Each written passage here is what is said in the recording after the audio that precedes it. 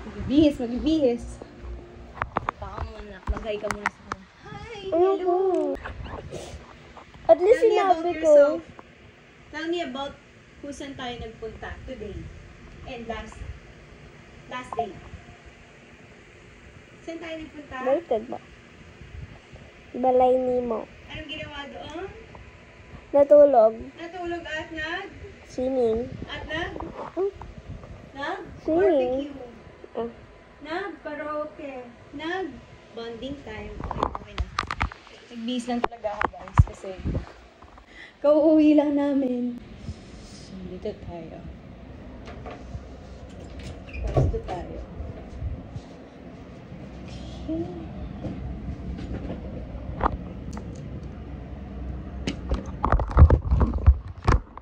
Okay.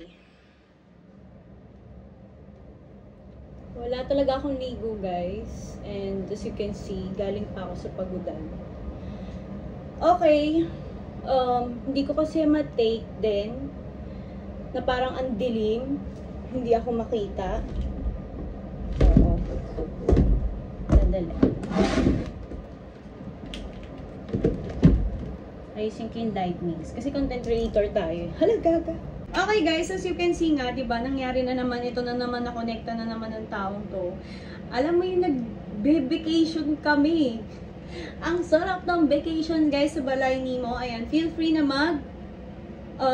staycation. Ayan, feel free mag-check kayo sa Facebook page ng Balay Nemo by Sashna. Ayan, sa mga gusto mag-staycation at makakuha ng discount. Ano pang inaantay nyo? I-PM nyo lang tong taong to. And again, ayan, ito ay commercial break lamang. Go! And yan, so sinabi ko na nga, ito, ako nag-video ng ganito, raw video and nothing at all. Gusto ko i-clear up dahil may mga taong sinasabi na naman kanina while on the way pa uwi ng bahay. Regarding sa bail, hindi naman makakalabas ang taong yan kung hindi ako naibigay lahat ng mga bailing procedures. And guys, as you can see, sinabi ko din yan sa live, sa video, sa interview, na hindi lang ako ang nag-bail dyan. Okay? Ang bail procedure, hindi ganong kadali.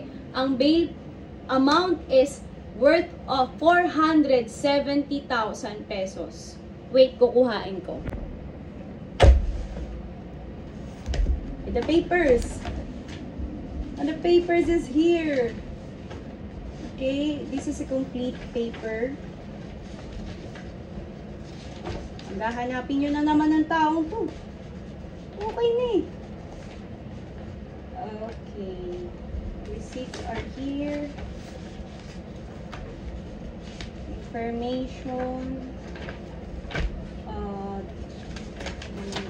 Release order. Release order. Certification.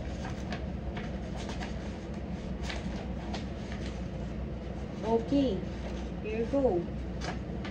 Iba't ibang case to. Okay, kaya babasahin ko na lang, and the deeds and certified true copy na lang po ang ipapakita ko, which is merong atake dyan ng sealed and tatak. Hindi ito joke guys, and nothing at all. Again, ulitin ko, ito ay ang bail. So, sa sinasabi nila, regarding daw sa papel, regarding sa mga, wala na nga sa akin. And guys, wala rin akong kinita sa inyo, wala akong kinuha, wala kaming napala, yet, gumastos pa kami at naghirap kami na mailabas yan taong yan. Kasi nga, pinlis, and of course, nagmakaawa ang family at ang nanay niya dahil matanda na nga daw po ito at kami ay naawa lang din. At diba, so sobrang bait at awa ko. Inatras ko nga dapat yung kaso. Buti na lang hindi ko inatras at pinili ko pa lang siya. Pero tinarantado na nga ako agad. And guys, ayan nga, ito ang kanyang mga cases. So, he have 6 cases. Magkakahiwalay. Dalawang kaso, 3 section per case. So, per section ang binayaran dyan. 60,000 pesos, 75,000 pesos, 100,000 pesos. And yan, sa isa pang case niya is 100,000 pesos, 72,000 pesos, and 300,000 pesos, which is na baba pa. Yang mga yan. Bumaba pa yung iba dyan. Kaya, nag-abot lang ng 400 something, 489, 490 dahil inasikaso namin ng kapatid ko na tulungan sila na mailabas yung tao. Again, notaryado guys. Ano ba naman ang sinasabi ninyo na bakit ganun hindi ko binigay? Bakit ganun? Sobra ba daw yung binigay sa akin pera? 30,000, 20,000, 400, 250. Guys, almost million na ang lumabas na pera para lang malabas yung tao yan at tinarantado nga ako. And again, di ko na yun hinabol. Wala na akong hiningi na kapalit. Ang sabi ko lang is mapabuti siya. Pero tinarantado niya pa nga din ako. At nakita niya naman yung ginawa guys. Pero hindi na kasi ako para humawak ng mga ganyang klaseng babigat. Kasi ang hirap tulungan ng mga ungrateful na tao. Ang hirap magtumulong sa ayaw magpatulong. Okay? Regarding dyan, hindi lang po million ang umabot ng million. Every time pupunta ng kulungan, bisita, gastos. Every time kikilos ng papers, 1 month kami nag-aasikaso ng papers, pera ang lalabas. Every time meron punta sa City Hall, pera ang lalabas. And lahat ng yon sa bulsa ko galing.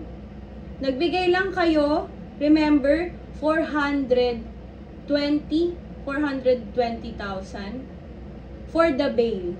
Kasi yun yung naging total ng nalesen ng amount ng bail.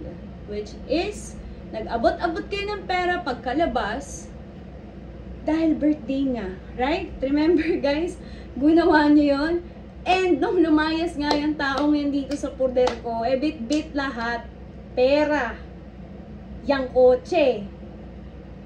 Wala siyang ibang iniwan kundi mga damit at yung mga papers niya and mga legalities niya na hinand over ko na, uulitin ko, again, sa bahay ninyo. Ano pa tinahabol nyo? At ano ba't kinukonekta nyo pa ako sa inyo? Papunta na to sa ano oh. Ayan nga guys, as you can see, lahat naman ng yan, wala naman akong naging benefit dyan kundi kahihiyan. Kundi pasakit, hindi na para nga habulin, hindi ko po gustong bumalik sa buhay ko yan again. Wala akong, gustuhin ko mang bumalik yan sa loob. Pagbayaran niya kung ano yung nagawa niyang pagkakamali at idiretso niya ang sarili niya. Baka doon magkaroon ng realization ng tao eh. Once na na-feel mo na ang pain, na-feel mo na ang paghihirap at ang consequence ng mga ginawa mo. And again guys, regarding to rehab, yes, inabi ko yan sa interview. Sabi ko sa interview, di ba guys, pinlan namin na iparehab siya. Pero, ang siste, sabi namin, nag-iipon kami, and buntis pa ako that time, hindi pa siya kayang marehab dahil magastos yon. So, nanganak ako, and sabi ng parents niya, gusto nang iparehab. And sabi ko, may bata po akong kailangan ni Prayo, at hindi ko po pwedeng gastos ang perang iniipon ko para sa kanya. At kung gusto niyo po kaya ko kayong tulungan sa personal, sa physical, sa lahat ng galaw, pero hindi ko kayang tulungan kayo at iprayo na mga funds. Kasi may mga bata akong inaalagaan, binubuhay. And yet, yun ang sabi niyo sa akin, may kailangan ng 30,000? 25,000 pesos para kailangan ng 100,000? 50? 25? Hindi ko matandaan para ma-rehab yung tao na yan. So, sabi ko, tutulong ako, pero hindi ko siya para iprayo sa mga bagay na ganyan na gastusin. Kasi mas ipaprayo ko po ang anak ko, mas ipaprayo ko ang lahat ng kilos at mga financial funds para sa mga anak ko. Kasi kaya nga ako nagtatrabaho, kaya ako nabubuhay, kaya ako nagpapaka-hardworking mom. Kasi para sa mga anak ko and sa mga taong deserve matulungan. So, noong time na yan, sinabi ko na yan sa inyo, lahat na yan nandito. At kung hahanapan nyo ko, I remember last hearing, nag-beg kayo kung anong pwedeng reconsideration para sa bata. Pero no, hindi ko na tinanggap. Why? Kasi ganito kayo. Pag ako tumanggap or anything para sa bata, para sa anak nyo, gagawin nyo kung masama. Sasabihin nyo, may ginawa ako, may kinuha ako, may hindi nyo nakita yung tinulong ng tao, yung kinilos ng tao. Please, huwag nyo nang walagin ang tao. Please, don't make story na pipilitin yung paniwalain yung mga tao. Hindi po yan ang makakapagpadiretso sa anak ninyo. And yan, yung mga nangyayari sa inyo kung bakit po nagkakagulo kayo ngayon is regarding to the scandal. And please, huwag yun na ako i-involve. Labas ako dyan, hindi ako yung nag-post and hindi ako ang babaeng gumawa niyan. So, bakit parang na-mention yung pangalan ko and bakit sa scandal na involved ang bailing process? Bailing fee. Bakit? Bakit? Hindi ko maintindihan. Alam mo, galing kami sa staycation. Ang sarap-sarap lang. Kasi ngayon, uuwi, maliligo. Pero kailangan ko mag-call out sa inyo. So, yan nga, guys. Wala lang. Flex ko lang yung aking new gaming setup. Excited na ako mag-live stream and syempre, Kifified, guys, ha. Mag-Kifified po tayong lahat para ang Kifi natin ay super Kifi.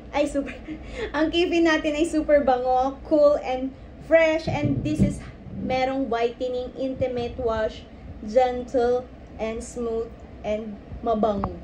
So ulitin ko, guys, mag-Kifified kayo at again, good vibes na muna tayong lahat at yan nga, makaka-order kayo neto sa may TikTok shop or dito sa Facebook page ko or dito sa aking account. Go! Again, wala akong na benefit, wala akong kahit anong napala dyan, even kahit sa mga anak ko, wala akong tinanggap na kahit ano kasi ayokong masumbatan. And yet, yan, mag-birthday and mag-1 year yung anak ko, wala akong hihingin sa inyo, hindi po ako hihingi na kahit anong tulong sa at takot nga akong maging ganyan again. Uulitin ko, lahat ng mga naging gastos, hindi ko na po binawi, wala na po akong hiningi sa inyo, and ito na yun, guys. I-zoom in ko na lang ha, guys, ha, para medyo aware kayo. Okay, bail recommended first 120,000. Okay. Ano ko lang kasi.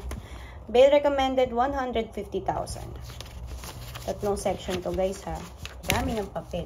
So, dami ng asikaso. Bail recommended, nandito sa taas. Dami ng papel kasi, guys. Bail recommended 172,000. That is certified true copy. Ayan, ha. Sobrang dami ng papel, diba? Ganyan ka-hassle. Ganyan ka-peste ang mga nangyari.